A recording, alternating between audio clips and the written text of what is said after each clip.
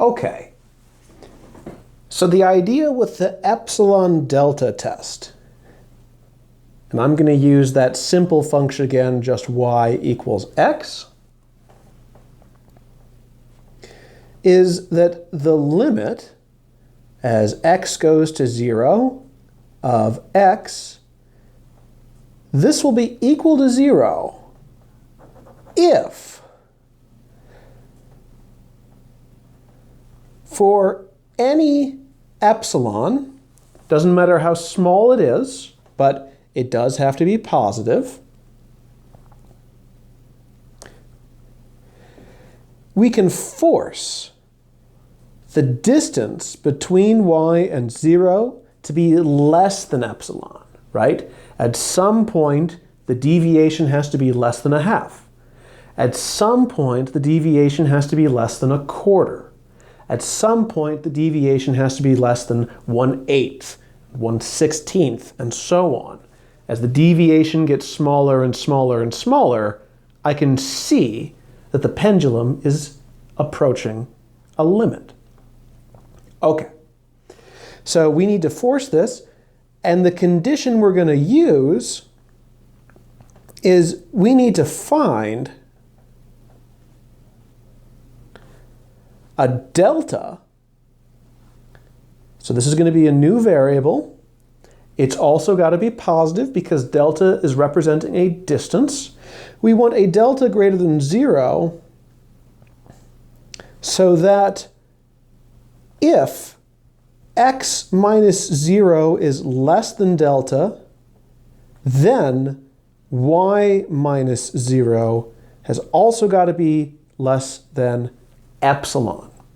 So epsilon is as close as we want y to get. Delta is as close as we need x to force this to happen.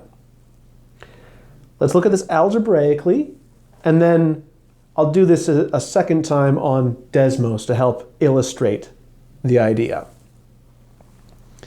So for the function f of x equals x, I think that the limit should be 0, and this is as x approaches the coordinate a equals 0. I would write to force absolute value of y minus 0 less than epsilon, it is good enough